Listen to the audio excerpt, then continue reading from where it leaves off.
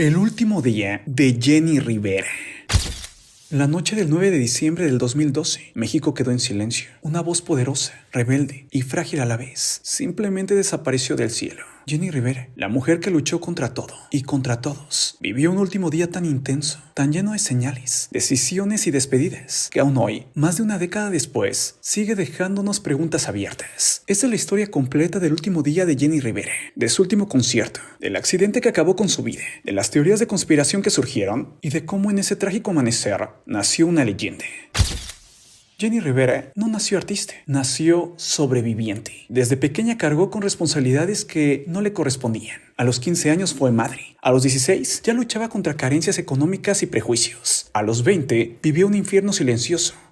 Por parte de su esposo, José Trinidad Marín. Ese caso, que más tarde explotaría públicamente, sería una cicatriz que marcó a toda su familia, pero Jenni convirtió su dolor en fuerza. Cuando las disqueras la rechazaban por ser mujer, por ser gorda, por ser demasiado fuerte, ella respondió con algo más poderoso que cualquier crítica: trabajo y talento real. Su ascenso fue difícil, duro y lento, pero imparable. Ahora bien, el 8 de diciembre del 2012 se presentó en la Arena Monterrey con super éxito. 17,000 almas reunidas, gritando y coreando su música. Jenni salió al escenario con una energía que sorprendió incluso a su equipo. Estaba radiante, linda, elegante, y sin embargo, había algo diferente en sus ojos. Cantó cada canción como si fuera la última, pero hubo dos momentos que quedaron marcados para siempre. Ya me canso. Momento 1. Paloma Negra. Jenni cantó con mucha tristeza profunda Paloma Negra, casi como si contuviera una despedida. El público lo notó, su equipo lo notó, ella misma lo sintió. El momento 2 fue la frase profética que dijo. Antes de despedirse, aseguró: esta noche nunca la voy a olvidar.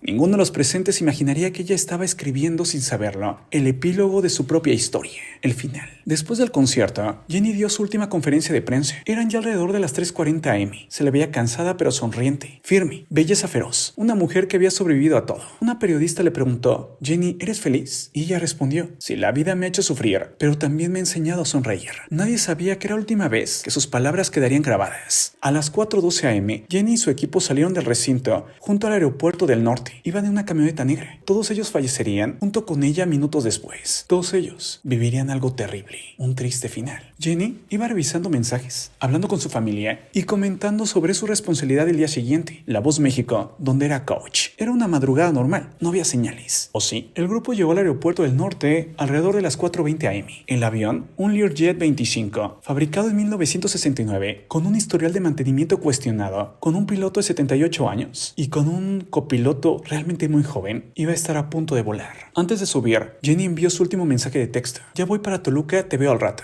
Le escribí a su hermano Gustavo. Es la última comunicación confirmada hecha por Jenni Rivera. El despegue se dio a las 4:40. El avión despegó sin problemas. Los primeros 10 minutos fueron normales. Rumbo a Toluca, cielo despejado. Se sabe que Jenni estaba despierta, platicando, planeando su agenda, organizando su día. No había señales de alarma, pero algo, un desperfecto fatal en el avión, estaba esperando. 4:54 am. La torre de control se comunicaba con la aeronave. El capitán responde con normalidad. El copiloto también. 35 segundos después de esa transmisión, el avión comienza a descender en picada. No hubo llamada de emergencia, no hubo tiempo de reacción. Llegarían a las 4:56 am. El radar muestra la última señal. Luego a las 4:58 am. El avión impacta contra la Sierra de Iturbide. Se calcula que a más de 1,600 kilómetros por hora. El fallecimiento fue instantáneo. Mientras la aeronave se hacía ya pedazos sobre el terreno, la familia Rivera intentaba localizar a Jenni. Su hermano Juan marcaba su celular. Su hermana Jackie enviaba mensajes. Su mamá oraba. La noticia no tardó en llegar. La Secretaría de Comunicaciones y Transportes encontró restos del avión, restos que coincidían con el transporte de Jenni Rivera. El mundo entero se congeló. Lupillo Rivera voló inmediatamente a Monterrey. Recorrió la zona acompañado de autoridades. Buscó señales, buscó esperanza, pero no había nada. Los restos eran incluso irreconocibles. La caída había sido demasiado brutal. La muerte de Jenni Rivera estaba siendo confirmada. Para entender la magnitud de su legado, hay que mirar también su dolor.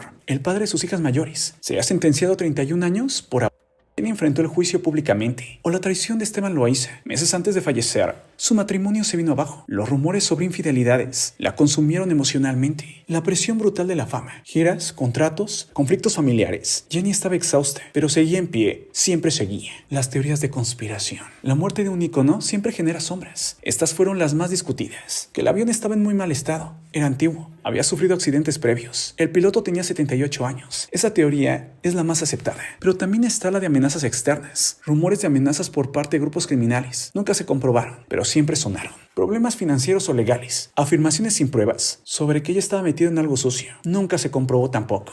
Loaiza. Fans especularon sobre su exmarido, pero tampoco existe ninguna relación comprobada con este accidente y su exmarido. Todo apunta a un fallo mecánico catastrófico, solo eso y nada más, aunque duele. Tras su muerte, Jenni Rivera se convirtió en un símbolo, un ícono, una fuerza cultural. Su música subió al número 1, su historia fue llevada a series, libros y homenajes. Su nombre se transformó en un estándar de fuerza femenina. Jenni era imperfecta, por eso se volvió eterna.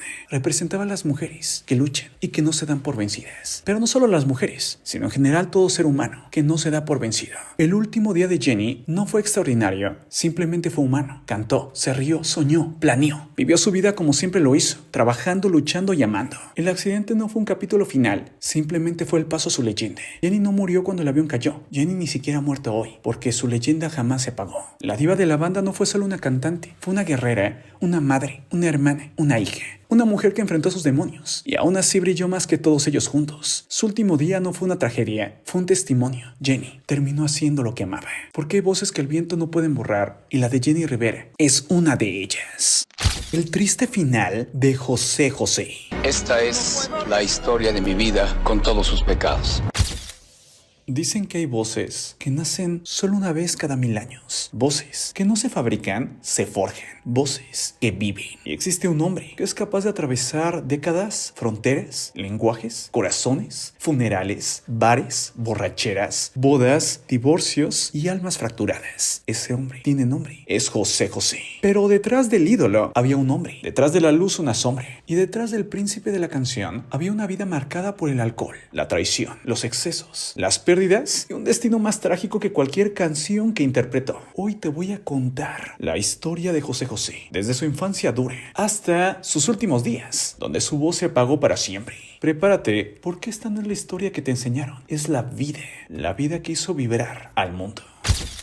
Su nombre real era José Rómulo Sosa Ortiz. Nació el 17 de febrero de 1948 en la Ciudad de México. José nació en una familia donde la música lo era todo y al mismo tiempo donde todo se rompía. Su padre, José Sosa Esquivel, era un tenor de ópera, de enorme talento, pero con una sombra devastadora, el alcoholismo. Su madre, María Natividad Ortiz, era concertista de piano. El niño crecía entre partituras y discusiones, entre notas perfectas y botellas vacías y rotas. A los 10 años, presenció las primeras crisis de su padre. A los 13, ya sabía lo que era recogerlo de la calle, inconsciente. Y a los 15, su padre abandonó a la familia. Tú y yo conocemos historias de artistas que crecieron entre carencias, pero José José vivió entre carencias emocionales y eso lo marcaría para siempre. A los 15 años, José ya tocaba el contrabajo en un trío, los PEG, por las iniciales de sus integrantes. Pero los grupos sabían, José no solo tocaba, José tenía algo. A los 17, su voz ya era una anomalía genética, limpia, controlada, potente y emocional. Pero la vida no esperaba. Su padre terminó falleciendo de cirrosis en 1968. Ese golpe le cambiaría la vida para siempre y lo empuja hacia el infierno. Sí, hacia lo mismo que vio su padre, el fin del alcohol. Un legado que no pidió, que simplemente heredó. En 1969 deja de llamarse José para ocupar el nombre que cambiaría su vida, José José. El primer José por su padre, el segundo José por él mismo. Ese mismo año lanza La nave del olvido, escrita por Dino Ramos. Y aunque hoy suena clásico eterno, en aquel momento nadie quería grabarla. Pero José insistió, la canción explota en radio, México se enamora y nace un fenómeno. Luego llega el triste. Festival OTI 15 de marzo de 1970. Auditorio Nacional, José José sube al escenario, traje gris, manos temblorosas, mirada humilde. La orquesta inicia y él se transforma y se vuelve un volcán. Y lo que ocurre en los siguientes 3 minutos con 33 segundos es historia pura. El público se pone de pie antes de terminar. Los músicos lo ovacionan. El país se paraliza. Pero él no ganó. Le dieron tercer lugar. Y ahí nació uno de los momentos más polémicos de la música latinoamericana. El mundo supo algo. No ganó el concurso José José, pero ese día nació la leyenda. Entre 1970 y 1984, José José vivió el ascenso más meteórico que un cantante latino pudo obtener. Canciones como Gavilano Paloma, Almohada, Volcán, Amar y Querer, La nave del olvido, El amor acaba, Payaso, hicieron que él vendiera más de 120 millones de discos, protagonizara películas, llenara auditorios en toda América. Fue el artista más escuchado de México por más de 15 años consecutivos. Sí, un gran éxito por fuera, pero por dentro José se rompía. Su vida sentimental se convertía en un infierno. Su matrimonio con Kiki Herrera Calles terminó en dramas y pleitos. Luego conoció a Anel, con quien vivió amor, hijos, dolor, reconciliaciones, divorcios, fama y caos. años, la fama le dio todo, pero lo destruyó, porque también lo hizo vulnerable a la traición, los intereses, la presión, y todo caía en algo, el alcohol. Y así empezó su descenso a la locura. A mediados de los 80, las giras eran interminables. José José llegaba a cantar hasta 6 noches por semana. Su voz comenzó a cansarse, él lo sabía. Entonces cometió un error fatal. Comenzó a automedicarse para poder cantar. Corticoides, estimulantes, desvelos, alcohol. A principios de los 90, su voz ya no era la misma. Luego vino lo peor. En 1993, la voz de José José se perdió. Casi la pierde por completo. Se queda sin dinero, sin casa, sin fuerza, sin control. Cae en una depresión devastadora. En 1997 toca fondo. Es llevado al Centro de Rehabilitación Clínica de Aztlán, en Querétaro. Ahí el príncipe estaba reducido a un hombre frágil, sin voz, sin poder caminar bien, sin posibilidad de cantar ni hablar. Pero sobrevivió, salió limpio y renació, pero ya sin su instrumento. Luego de esto se muda a Miami. Se casa con Sara Salazar. Tienen a su hija Sarite, pero su salud cae en picada. En 2017 anuncia que tiene cáncer de páncreas. Su voz, esa voz que definió un continente, ya no existía. El 28 de septiembre del 2019, a las 12:17 p.m., hora de Miami, José José muere. El mundo se detuvo, pero después vino la polémica por su cuerpo. Entre sus hijos, un drama familiar que manchó sus últimos días, pero no su legado. José José terminó también siendo recordado por las nuevas generaciones por haber sido el papá de la fea más bella, Betty, en la versión mexicana. Lo dio todo, incluso lo último que tenía. Ahora bien, José José no murió el día que lo enterraron, murió el día que perdió su voz, porque para él la vida era cantar, y cuando ya no pudo hacerlo, el mundo se le volvió silencioso. Pero hay algo que poco se entiende. José José fue más grande que toda su tragedia, más grande que su alcoholismo, más grande que sus pérdidas, y más grande que su propia voz, porque la verdadera potencia de José José no estuvo en sus cuerdas vocales, en su historia trágica, en su alcoholismo, estuvo en su dolor, en su grandeza, en poderse levantar las veces que caía. Esa es la razón por la cual décadas después, cuando escuchas el triste, lo pasado pasado, Gavilano Paloma, el amar y querer, sientes un puñal, pero también un abrazo, una herida, pero también un refugio. José José no fue un príncipe, fue un guerrero que pagó el precio más alto que un artista puede pagar, su vida entera por el arte, por su música. Hoy su voz ya no resuena en escenarios, pero resuena en los corazones de quienes amaron y perdieron, de quienes lloraron, de quienes bebieron, de quienes sobrevivieron. Porque José José no cantaba canciones, cantaba verdades, y las verdades, señores, nunca mueren. Y José José nunca morirá. Hay que ver cómo es el amor. Los secretos de Vicente Fernández.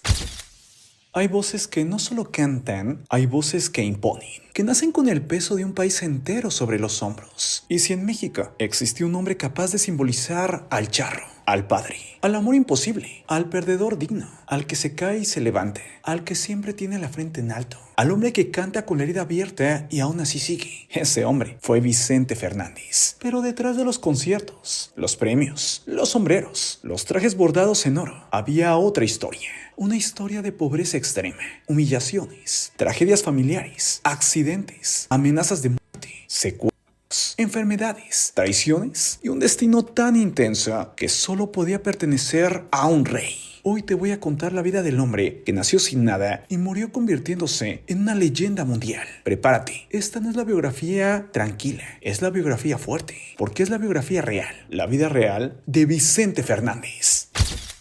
Nombre real, Vicente Fernández Gómez. Fecha de nacimiento, 17 de febrero de 1940. Lugar, Huentitlán el Alto, Jalisco, México. Vicente nació en una casa de adobe, en una familia que sobrevivía día a día. Su padre, Ramón Fernández, era ranchero. Su madre, Paula Gómez, ama de casa. Pero cuando Vicente tenía apenas 6 años, ocurrió algo que cambió su destino. Su mamá lo llevó a ver una película de Pedro Infante y él salió del cine casi hipnotizado. Dijo una frase que recordaría toda su vida: yo quiero ser como él. No era un sueño infantil, era una misión de vida.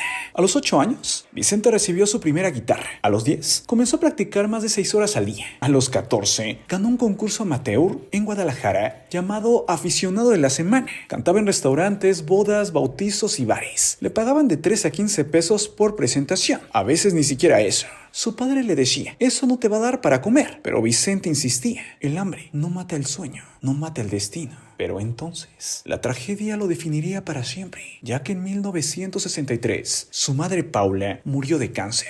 Vicente, devastado, juró que no descansaría hasta cumplir el sueño que ella le inculcó: ser un grande, Ese año firmó su primer contrato profesional con Mariachi Amanecer y comenzó a trabajar en el restaurante El Amanecer Tapatío. Llegaría a 1966. Lucha Villa rechazó una canción que le habían ofrecido. Los productores necesitaban a alguien que la grabara de urgencia. Llamaron a Vicente. La canción era Perdóname. Fue su primer gran éxito. Ese mismo año firma con la disquera CBS México, hoy Sony Music, y así empieza su ascenso. En 1972 graba la canción que lo convertiría en inmortal, Volver, Volver, Volver, escrita por Fernando Z. Maldonado. Esta canción transformó a Vicente en símbolo nacional, rompió récords, vendió millones, se volvió himno para todos los que han amado y perdido. En adelante, su carrera fue explosiva, como un meteoro. 1977, La Ley del Monte. 1978, Por tu maldito amor. 1982, Mujeres divinas. Giras masivas, un éxito total.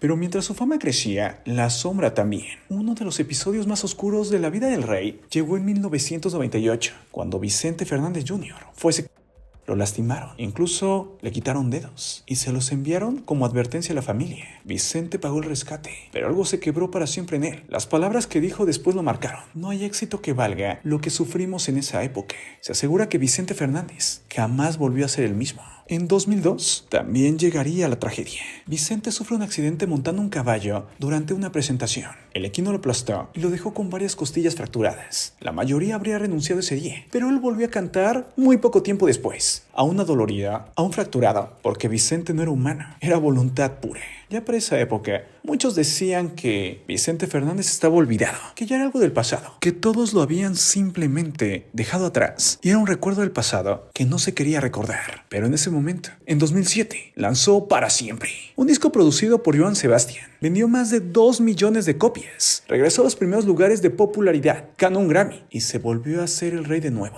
El 16 de abril del 2016 hace un concierto en el Estadio Azteca, 85,000 personas. Vicente anuncia algo muy triste, su retiro oficial. Pero aún después del retiro, siguió grabando canciones, haciendo colaboraciones, presentaciones especiales y nunca olvidándose de su público. El rey no sabía dejar de ser rey. En agosto del 2021, Vicente sufre una caída en su rancho Los Tres Potrillos. Se lastima las cervicales y es hospitalizado de emergencia. Luego su condición se complica con síndrome de Guillain-Barré, problemas respiratorios y debilidad generalizada. El 12 de diciembre del 2021, a las 6:15 am, Vicente Fernández fallece. Todo México despertó con la noticia. Un país entero quedó en silencio. El rey había muerto, pero el rey se había convertido en leyenda. Vicente Fernández pasó muchísimos amores, muchísimas polémicas. Decían que era bastante coqueto, incluso lo acusaron de mano larga, pero algunos aseguran que era más bien de otra época. Hizo una gran cantidad de películas y la gente lo adoraba. Tenía una voz que llegaba de un lugar a otro con una fortaleza brutal. Lo amaron, lo odiaron, lo atacaron, lo destrozaron, pero él siempre se levantaba y lo daba todo. La gente lo recuerda porque la leyenda decía que mientras la gente quisiera y lo siguiera apoyando y aplaudiendo, él no iba a dejar de cantar. Él no era de los que subía al escenario y cantaba un par de canciones y se bajaba. Subía al escenario y era imposible bajarlo de ahí mientras la gente lo pidiera. Vicente lo daba todo en el escenario. Vicente tuvo hijos, como por ejemplo Alejandro. Pero Vicente era Vicente. Vivió un gran amor con su esposa, pero también él era tremendo. Al final Vicente lo fue todo. Vicente fue más que un cantante, fue una forma de vivir, una forma de amar, una forma de sobrevivir. En él se reflejaba el charro mexicano, fuerte, orgulloso, sentimental, terco y apasionado. Cantó para los enamorados, para los traicionados, para los que perdieron todo y aún así siguieron en pie. Su voz era un caballo desbocado, su temple una espada, su vida una película escrita a golpes y victorias. Muchos artistas nacen, otros se hacen, pero solo uno se volvió rey. Y aunque ya no está, México seguirá cantando con él, porque el rey no muere, el rey se queda. Pero sigo siendo el rey. El triste final de Natasha Richardson, la mamá de Juego de Gemelas. Hay finales que llegan sin avisar. Hay tragedias que parecen escritas por un destino cruel. Y hay amores que incluso frente a la muerte se niegan a desaparecer.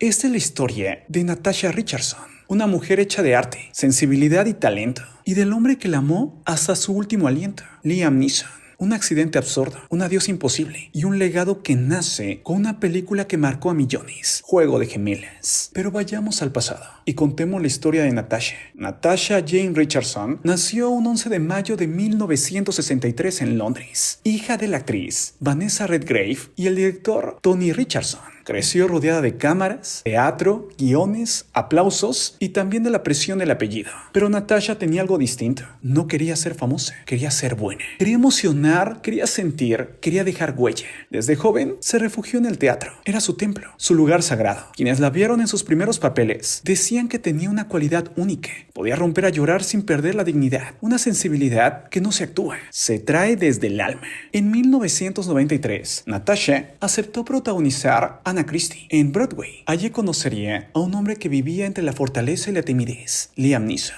La química fue inmediata. En el escenario parecían dos almas reconociéndose, y fuera del escenario también. Una anécdota bastante famosa cuenta que el día del estreno, Liam le dejó a Natasha una nota diciendo: "Hay mucho fuego entre nosotros". Ella respondió solo con una frase: "Sí, lo hay". Ese fuego se convirtió en hogar. En 1994 se casaron. En 1995 nació su primer hijo, Michelle, y en 1996 el segundo, Daniel. Habían encontrado lo que Hollywood pocas veces concede: un amor real, profundo, sin cámaras entre ellos. En 1998 llegó el papel que la inmortalizó para millones: Elizabeth James, la elegante diseñadora de vestidos en Juego de Gemelas. Una madre dulce, rodeada de flores, con sonrisa cálida, una de esas presencias que no se olvidan. Su actuación fue tan natural que muchos espectadores pensaron que Natasha era realmente así, una madre amorosa que abrazaba con el alma. Ese papel se volvió su sello, una cápsula del tiempo que sigue viva, una versión de ella que el mundo va a conservar para siempre.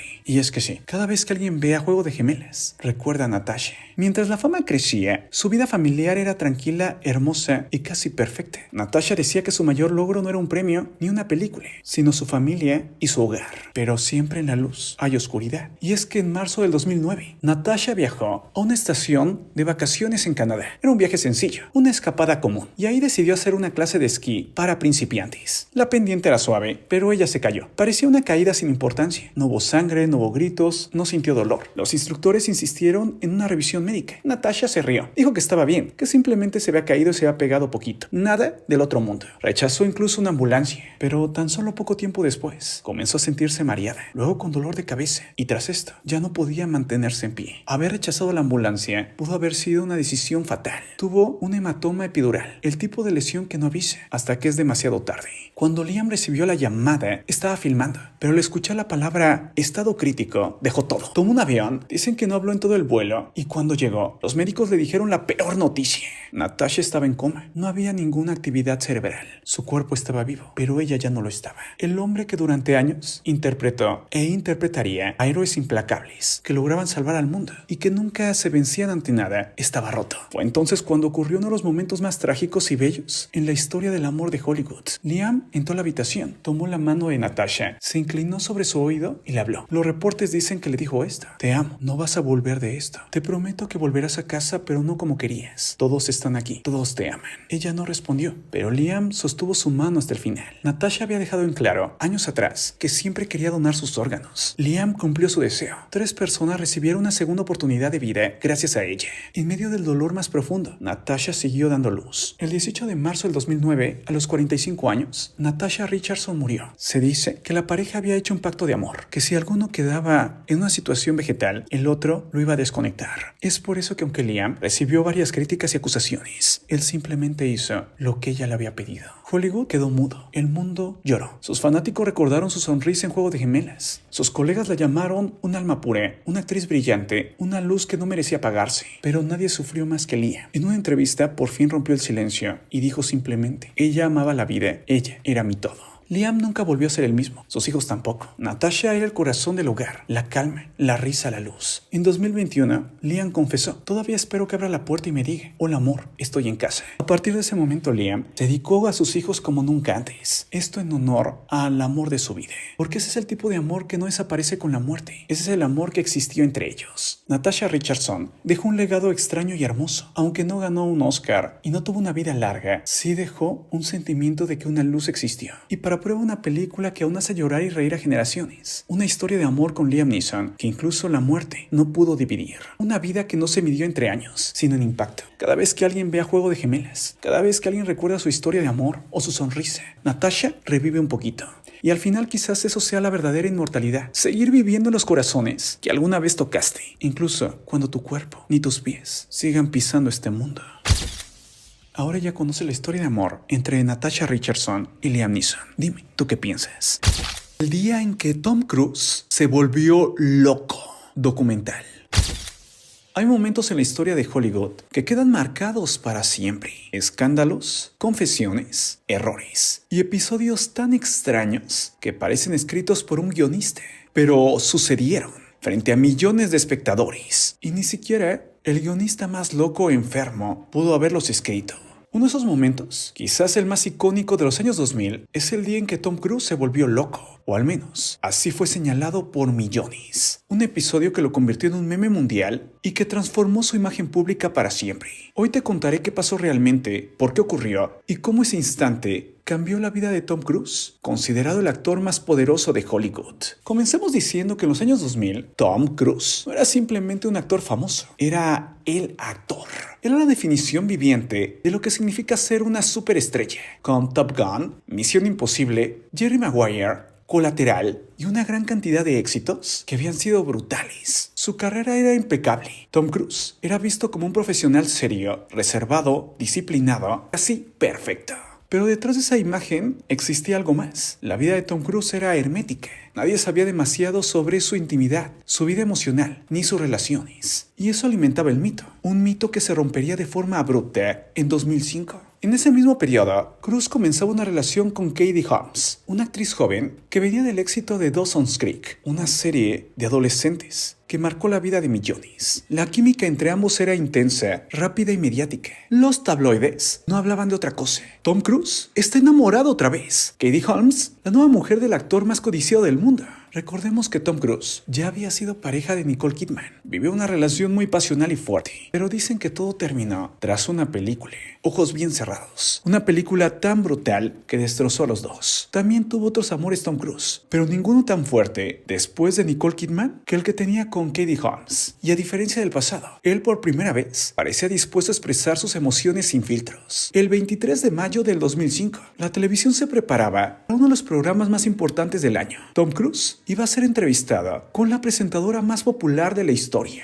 Oprah Winfrey. No era simplemente una presentadora, era la presentadora, la entrevistadora. Sí, si Oprah te preguntaba algo, respondías. Si Oprah te señalaba algo, el mundo lo escuchaba. Y si Oprah se sorprendía, todos se sorprendían. El día de la entrevista, el público gritaba. Los fans estaban muy emocionados. Tom Cruise entró al set entre aplausos ensordecedores. Sonrió, rió. Llevaba una energía brutal, como si estuviera electrificado. Ese día, nadie de los que estaban ahí sabía que estaba a punto de presenciar uno de los momentos más virales, más potentes y más famosos de la televisión moderna.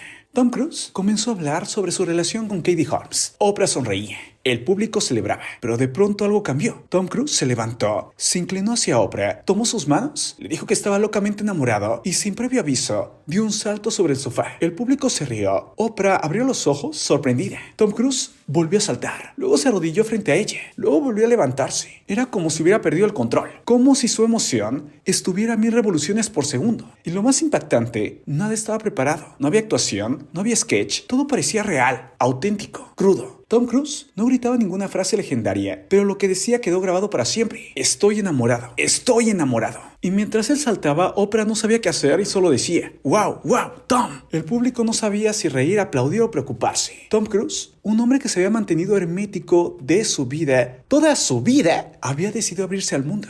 Y ese momento se volvió icónico. Al principio muchos lo vieron como un gesto espontáneo, pero también salieron las teorías de conspiración, ya que hay gente que esto no le gustó. Lo catalogó como un episodio extraño, incómodo, perturbador. A los pocos minutos de transmitirse, el video comenzó a circular por internet. Era 2005. YouTube acababa de nacer, Twitter ni siquiera existía, los memes todavía eran primitivos. Y aún así el clip del sofá se volvió uno de los primeros grandes fenómenos virales de la época. Comenzaron a titularlo como Tom Cruise ha perdido la cabeza. El extraño comportamiento del actor enloquece a los fans. ¿Qué pasó con Tom Cruise? Programas de comedia lo imitaron. La cultura pop lo canonizó. South Park lo parodió. Y Hollywood comenzó a verlo con otros ojos. Las teorías no tardaron en aparecer. Teorías de conspiración, diciendo que era promoción, o que era amor genuino, o que era estrés, o que Tom Cruise simplemente se había vuelto loco. Lo cierto es que el comportamiento fue tan inesperado que rompió la percepción pública de Tom Cruise. De pronto dejó de ser el actor perfecto para convertirse en un ser humano que podía tener un día extraño ante las cámaras, un día que marcó para siempre su reputación. El romance con Katie Holmes continuó. La pareja se comprometió, tuvieron a su hija Suri y durante un tiempo fueron la pareja más observada de Hollywood.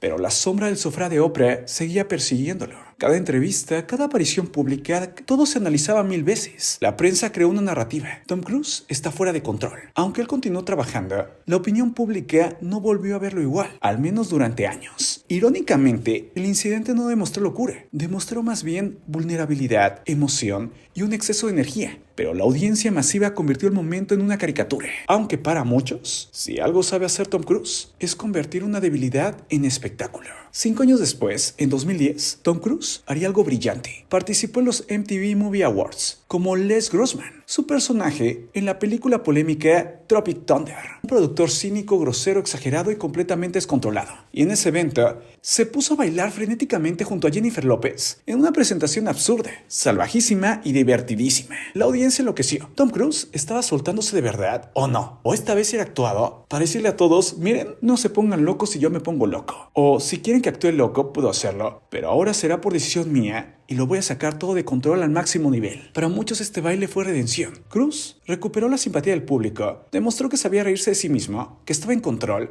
que el incidente de Oprah nunca lo definió, ni en el pasado ni ahora, mucho menos en el futuro. En 2010, resurgió con más fuerza. Tras esto salieron películas de Misión Imposible, o salieron Al filo del mañana o Top Gun Maverick, que fue un fenómeno. Para muchos, Tom Cruise volvió a ser el héroe perfecto, el profesional incansable, el actor que realiza sus propias acrobacias, al borde incluso de la muerte, y aquel episodio de Oprah quedó como una leyenda. Hoy queda parte de las historias de Hollywood, como un recordatorio de que incluso las estrellas más intocables pueden tener un momento de auténtica euforia, un momento humano, un momento imperfecto. En retrospectiva, ese día ha sido llamado el día en que Tom Cruise se volvió loco. Más bien fue el día en que Tom Cruise dejó de ser una estrella de Hollywood intocable para volverse una persona, un hombre enamorado, emocionado. Quizás un poco impulsivo, pero real. El público no supo cómo reaccionar a tanta autenticidad desbordada y por eso el momento se transformó en un mito urbano, un chiste recurrente. Pero más allá del meme y las risas, ese día marcó el inicio de una nueva etapa en su vida.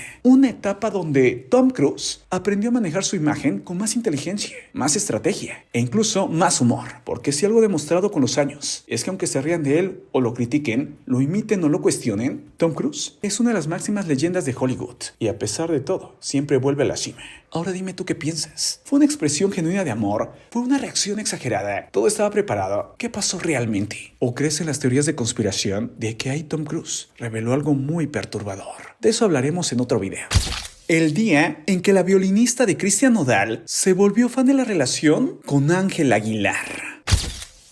Todo comenzó con un video y ahí explotó la bomba. Ángel Aguilar subió al escenario para abrazar a Christian Nodal. Parecía simplemente un acto de amor, pero que después para muchos fue más bien un es mío, solo mío, nada más que mío. Y es que en la parte de atrás estaban sus músicos, entre ellos 2 chicas. Y esas 2 chicas comenzaron a verse de una manera muy extraña, con un tipo de especie de complicidad. La gente comenzó a investigar y descubrió que una de las chicas, llamada Esmeralda Camacho, además de ser guapísima y bastante talentosa, parecía que tenía algo con Christian Nodal. ¿Qué era ese algo? Podría ser simplemente una buena relación, pero ya sabes, a algunos les gusta especular y decir piensa mal y acertarás. Recordemos que Christian Nodal ha asegurado que él no es mujeriego, sino más bien nació con un alma enamorada. También mucha gente recuerda de su separación polémica con Caso, y es que mientras tenían una bebé recién nacida, él se estaba casando con Ángel Aguilar, que decía que era fan de la relación entre Caso y Christian Nodal. Es por eso que muchos aseguraban, sí, tanto era fan de la relación porque quería la relación. Ha salido otro video donde se ve a Christian Nodal invitando a tomar directamente la botella a la chica en cuestión. Algunos creen que es inteligencia artificial, pero muchos aseguran que es real y que será la prueba definitiva. Lo que es una verdad es que se vean estas 2 chicas mientras Ángel está ahí, con esas miradas, lo dicen todo. ¿Pero qué es lo que dicen? Es la pregunta. Algunos creen que simplemente a estas chicas no les cae nada bien Ángel Aguilar, pero otros en cambio que más bien como que se están guardando un secreto. Esmeralda Camacho es una gran artista. Actualmente integraba los violines que acompañaban a Christian Nodal, pero ha estado con otros grupos y artistas. Incluso ha participado en proyectos enormes de corte sinfónico. La chica es extremadamente talentosa y muy bella. Ahora bien, corre el rumor de que esta violinista ya no está con Cristian Nodal y que la despidieron. Todo por el enojo que esto causó en Ángela Aguilar. Algunos dicen que la despidieron porque a Ángela no le gustó que dijeran que su esposo tenía algo que ver con ella. Otros para parar el rumor, pero algunos más porque realmente había algo ahí. Pero la desinformación es tanta que incluso ni siquiera se sabe realmente cómo se apellida la chica, porque mientras algunos medios dicen que su nombre es Esmeralda Camacho, otros la han llamado Esmeralda Canapé. ¿En qué va a terminar todo? No se sabe. Lo que es una realidad es que otra vez esta pareja estuvo en escándalo. Para muchos la canción de Caso sobre que él te va a hacer lo mismo que me hizo a mí es realmente una profecía de lo que le va a hacer Cristian Nodal a Ángela Aguilar. Ahora te pregunto, ¿tú qué piensas? El día en que Raúl Velasco humilló a Joan Sebastián y cómo Joan Sebastián se vengó de él. En un pequeño pueblo escondido, entre las montañas de Guerrero, nació un niño destinado a convertirse en leyenda. Un niño que crecería entre tierra, animales y sueños. Sueños demasiado grandes que algunos pensarían que no iba a cumplir, y los cumplió. Ese niño se llamaba José Manuel Figueroa, pero el mundo lo conocería como Joan Sebastián. El rey del jaripeo, el poeta del pueblo, una voz que llevó la nostalgia mexicana a los rincones más inesperados del planeta. Pero detrás de su grandeza hubo tragedia, rechazo, polémicas, enemigos y una batalla final que libró hasta su último aliento. Y también un momento con Raúl Velasco, un momento que pasaría a la historia. Es por eso que hoy conocerás la biografía legendaria de Joan Sebastián. Joan Sebastián nació el 8 de abril de 1951 en Juliantla, Guerrero. Su familia vivía con lo necesario, sin lujos, pero con una riqueza distinta, la de la tierra y las tradiciones. Se dice que a los 7 años, un amigo de su padre le prestó una guitarra por primera vez. Y aunque al principio la tomó como un juego, su relación con la música fue inmediata. La guitarra se volvió su compañera, su refugio, su escape. Su adolescencia lo llevó al seminario, quería servir, quería encontrar un sentido, pero allí descubrió una verdad más fuerte. Su verdadera vocación no estaba en los templos, sino en las canciones. A finales de los 60, Joan llegó a la Ciudad de México buscando cumplir un sueño, grabar su primer disco. El camino fue duro, había días donde no tenía ni para comer, dormía donde podía y visitaba disqueras que ni siquiera lo dejaban entrar, pero su inspiración no se apagó. En 1972, finalmente consiguió grabar su primer álbum, Pedro Parrandas. Aún no usaba su nombre artístico, aún nadie lo conocía, pero ya estaba sembrando lo que sería una carrera legendaria. Fue hasta 1977 cuando decidió cambiar su nombre artístico a Joan Sebastián. Joan por su admiración a San Juan y Sebastián por un mártir que él consideraba símbolo de fortaleza. El nombre estaba listo, el artista estaba listo, pero el mundo todavía no. Durante finales de los 70 y a principios de los 80, Joan Sebastián mezcló ritmos pop, baladas y ranchero. Su voz nasal auténtica, llena de dolor, empezó a destacar, pero su verdadera explosión llegaría al definir su estilo ranchero romántico, acompañado de mariachi, banda y norteño. En esa etapa nacieron canciones como Sembrador de Amor, Juliantla, Rumores, Que sea amor. Sus letras hablaban de amores imposibles, de nostalgia, del pueblo, de la vida real, y el público conectó. En 1981, Joan Sebastián creó un concepto que cambiaría su carrera: presentarse en jaripeos montados a caballo, caballo entrenado, música en vivo, harina llena, y un hombre cantando con un carisma que pocas veces se le volvería a ver. Ese formato lo convertiría en el rey del jaripeo. Sus conciertos eran un espectáculo. Era peligroso, sí, pero era auténtico, era mexicano, era él, Joan Sebastián. Joan Sebastián no fue solo un cantante, fue uno de los compositores más respetados de Latinoamérica. Más de 1000 canciones, más de 50 discos y un dominio absoluto del sentimiento humano. Sus composiciones fueron interpretadas por artistas como Vicente Fernández, Lucero, Alejandro Fernández, Julián Figueroa, José Manuel Figueroa, Rocío Dúrcal y Alberto Vázquez. Ganó una gran cantidad de premios. Parecía que todo era felicidad en su vida, pero su vida también tuvo momentos oscuros. Comencemos hablando de su vida amorosa intensa. Se casó varias veces y tuvo 8 hijos, pero detrás de su hombre fuerte había vulnerabilidad. El dolor más grande de su vida llegó con la pérdida de sus 2 hijos, víctimas de la violencia: Trigo Figueroa en 2006 y Juan Sebastián Figueroa en 2010. Fue un golpe devastador, nadie sale ileso de algo así, y aunque Joan siguió cantando, su mirada ya nunca fue la misma. A lo largo de su carrera, Joan enfrentó rumores sobre todo: supuestos vínculos con grupos criminales, investigaciones federales, problemas fiscales y crímenes críticas por su estilo de vida, pero jamás se comprobó que hubiera cometido ningún delito. Para muchos, Joan simplemente era un hombre trabajando en un ambiente donde la inseguridad siempre estuvo ahí. Y en medio de esas dificultades, ocurrió uno de los episodios más recordados de su carrera, el episodio con Raúl Velasco. Joan Sebastián había comenzado su carrera en 1975 con tan solo 24 años. Su sueño era presentarse en televisión para poder llevar su música a miles de personas. En ese tiempo había un programa llamado Siempre en Domingo, donde cantantes habían hecho leyenda. Luis Miguel, Thalía, Juan Gabriel, Lucero y Flans. El hombre que llevaba Siempre en Domingo era Raúl Velasco, muy querido por el público, pero también muy temido con los artistas. Decían que era como un villano de cuento de hadas. Malvado, malvado, malvado. Sabía que era demasiado poderoso y por eso podía hacer lo que quisiera. Ahora bien, Joan Sebastián iba a presentarse en Siempre en Domingo. Saludó a la gente, se le veía muy seguro. Pero en ese momento, ya siendo mayor, después de años de haber iniciado su carrera, recordó esa etapa cuando empezó. Como te comenté, a los 20 y tantos años. En los 70s, Joan Sebastián dijo: había un muchacho soñador que se acercaba mucho y te daba mucha lata por los pasillos. Siempre te andaba persiguiendo, hablándole directamente a Raúl Velasco. Y en ese momento, Joan Sebastián recordó como un día desesperado y se le acercó a Raúl Velasco. Lo abordó y le preguntó: señor Velasco, ¿no tuviera un momento para mí? Y en respuesta, Raúl Velasco se limitó a decirle: no tengo un momento para ti. Estoy muy ocupado. Perdóname. Hasta luego. Fue entonces que ahora que tenía a Raúl Velasco de frente, le podía decir eso. Como cuando Joan Sebastián era un chamaco y tenía 20 y tantos años, Raúl Velasco le había dicho: no tengo tiempo para ti. Y ahí fue cuando Joan Sebastián abrió su corazón y dijo: en ese momento, Raúl me hizo una promesa. Me juré sin coraje, me juré con mucha fe que un día ibas a tener tiempo para mí. Cuando el público escuchó las palabras de Joan Sebastián, aplaudió.